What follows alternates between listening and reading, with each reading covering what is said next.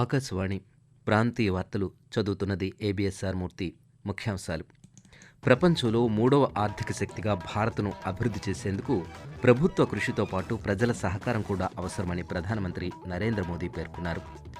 ఎన్టీఆర్ జిల్లా జగ్గయ్యపేటలో 150 అడుగుల భారీ జాతీయ పతాకాన్ని రాష్ట్ర గవర్నర్ అబ్దుల్ నజీర్ ఈరోజు ఆవిష్కరించారు.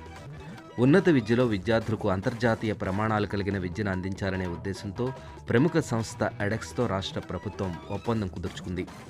ప్రధానమంత్రి నరేంద్ర మోదీ మన్ కీ బాత్ మనసులోని మాట కార్యక్రమం 110వ సంచిక ఈ నెల 25న ప్రసారం కానుంది.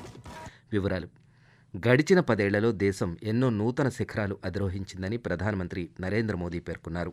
హర్యానా రాష్ట్ర పర్యటనలో భాగంగా ప్రధాని ఈరోజు రేవాడిలోని ఎయిమ్స్కు శంకుస్థాపన చేశారు. అనంతరం జరిగిన బహిరంగ సభలో మాట్లాడుతూ ప్రపంచ నలుమూలలా ఇప్పుడు భారత్కు అమితమైన గౌరవం ఉందని అన్నారు. ప్రపంచంలో 11వ స్థానంలో ఉన్న మన దేశం 5వ ఆర్థిక శక్తిగా ఎదిగిందన్నారు. 3వ ఆర్థిక శక్తిగా అభివృద్ధి చేసేందుకు ప్రజలు తమ ఆశీర్వాదాలు అందించాలని ప్రధానమంత్రి కోరారు. ఎన్టీఆర్ జిల్లా జగ్గయ్యపేట పట్టణంలో 150 అడుగుల భారీ జాతీయ పతాకాన్ని రాష్ట్ర గవర్నర్ అబ్దుల్ నజీర్ ఈరోజు ఆవిష్కరించారు. జగ్గయ్యపేట మున్సిపల్ పరిధిలోని 31వ వార్డులో శాసనసభ్యులు ప్రభుత్వ విప్ సామినేని ఉదయభాను ఆధ్వర్యంలో ఈ అతి భారీ జాతీయ పతాకాన్ని ఏర్పాటు చేశారు. ఈ జెండా ఆవిష్కరణ నిర్వహించుకోవడం ఎంతో సంతోషదాయకంగా ఉందని ఈ సందర్భంగా గవర్నర్ పేర్కొంటూ, The installation of 150 feet national flag here in Jaggayapeta is a great tribute to Sri Pingali Venkayya, the designer of our national flag. Sri Venkayya dedicated himself to the creation of a national flag for the country. Andhra Pradesh రాష్ట్ర చదువుల చరిత్రలో ఎడెక్స్తో విద్యాశాఖ ఒప్పందం సువర్ణ అధ్యాయంగా నిలిచిపోతుందని ముఖ్యమంత్రి YS Jaganmohan Reddy అన్నారు. ప్రముఖ online coaching సంస్థ ఎడెక్స్తో రాష్ట్ర ప్రభుత్వం ఈరోజు ఒప్పందం కుదుర్చుకుంది. ఈ సందర్భంగా ముఖ్యమంత్రి మాట్లాడుతూ ఈ ఒప్పందం ద్వారా ప్రపంచ స్థాయి అధ్యాపకులతో ఆన్లైన్ క్లాసులు నిర్వహిస్తామని తెలిపారు. పిల్లలు మెరుగైన ఉద్యోగాలు సాధించి మంచి జీతాలు సంపాదించాలంటే విద్యలో అంతర్జాతీయ ప్రమాణాలు ఉండాలని, అప్పుడే మన పిల్లలకు మెరుగైన అవకాశాలు వస్తాయని తెలిపారు. విద్యా వ్యవస్థలో ప్రాథమిక స్థాయి నుంచి ఉన్నత స్థాయి వరకు సమూలంగా మార్పులు తెస్తున్నామని, వీటి ఫలాలు మరో 4-5 ఏళ్లలో అందుతాయని ముఖ్యమంత్రి వివరించారు. ఆకాశవాణి ప్రాంతీయ వార్తలు వింటున్నారు. శ్రీకాకుళం జిల్లాలోని ప్రముఖ పుణ్యక్షేత్రం అరసవిల్లిలోని శ్రీ సూర్యనారాయణ స్వామివారి ఆలయంలో రథసప్తమి వేడుకలు ఘనంగా జరుగుతున్నాయి. మాఘమాస రథసప్తమి సందర్భంగా సూర్య భగవానుడు నిజరూపంలో భక్తులకు దర్శనమిస్తున్నారు. స్వామివారి నిజరూపాన్ని దర్శించుకునేందుకు భక్తులు పెద్ద సంఖ్యలో తరలివస్తున్నారు. తెలుగు రాష్ట్రాలతో పాటు ఒడిశా, ఇతర ప్రాంతాల నుంచి భక్తులు స్వామివారి దర్శనానికి తరలివస్తున్నారు. భక్తులకు ఎలాంటి అసౌకర్యం కలగకుండా అధికారులు అన్ని ఏర్పాట్లు చేశారు. రాష్ట్ర పశుసంవర్ధక మత్స్యశాఖల మంత్రి డాక్టర్ సీదిరి అప్పలరాజుతో పాటు పలువురు ప్రముఖులు, రాజకీయ నాయకులు శ్రీ సూర్యనారాయణ స్వామివారిని దర్శించుకున్నారు. తిరుమలలో రథసప్తమి మహోత్సవాలు వైభవంగా జరుగుతున్నాయి.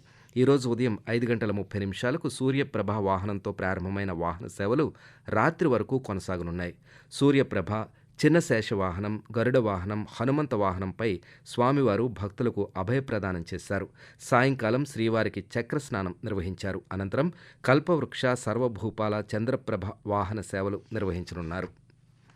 భారత అంతరిక్ష పరిశోధన సంస్థ ఇస్రో రేపు చేపట్టనున్న జిఎస్ఎల్వి F-14 రాకెట్ ప్రయోగానికి కౌంట్ డౌన్ ప్రారంభమైంది.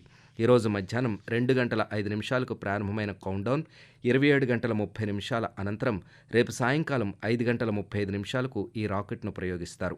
మొత్తం 2272 కిలోలు బరువు కలిగిన ఇన్సాట్ 3 DS ఉపగ్రహాన్ని భూమికి 36,000 కిలోమీటర్ల ఎత్తులోని భూస్థిర కక్షలో ప్రవేశపెట్టేలా ఇస్రో శాస్త్రవేత్తలు ఈ ప్రయోగాన్ని రూపొందించారు. ఇది షార్ కేంద్రం నుంచి 92వ ప్రయోగం కాగా జిఎస్ఎల్వి పరంపరలో 16వ ప్రయోగం. పూర్తి స్వదేశీ సాంకేతిక పరిజ్ఞానంతో క్రయోజెనిక్ ఇంజన్లు తయారు చేసుకుని చేస్తున్న 10వ ప్రయోగం కూడా కావటం విశేషం. ప్రధానమంత్రి నరేంద్ర మోదీ తన మనసులోని భావాలను ఆకాశవాణి ద్వారా దేశ ప్రజలతో పంచుకునే మన్ కీ బాత్ మనసులోని మాట కార్యక్రమం 110వ సంచిక ఈ నెల 25వ తేదీ ఆదివారం ప్రసారం కానుంది. మన్ కీ బాత్ కార్యక్రమానికి ప్రజలు తమ సూచనలు, సలహాలు అందించాలని ప్రధానమంత్రి కోరారు. ప్రజలు తమ స్వర సందేశాలను 1800117800 అనే నెంబర్కు ఈ నెల 23వ తేదీ సాయంకాలం వరకు పంపించవచ్చు. బహుళ దేశాల నౌకాదళ విన్యాసాలు మిలాన్ 2024ను విశాఖపట్నంలో నిర్వహించనున్నట్లు తూర్పు నావికాదళ అధికారులు తెలియజేశారు.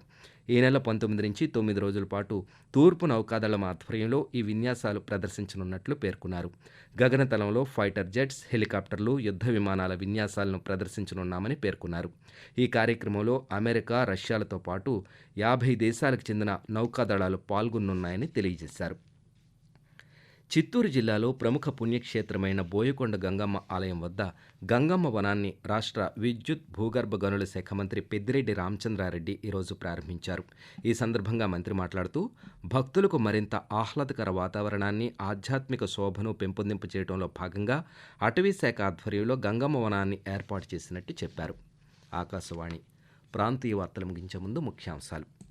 ప్రపంచంలో 3వ ఆర్థిక శక్తిగా భారత్ను అభివృద్ధి చేసేందుకు ప్రభుత్వ కృషితో పాటు ప్రజల సహకారం కూడా అవసరమని ప్రధానమంత్రి నరేంద్ర మోదీ పేర్కొన్నారు.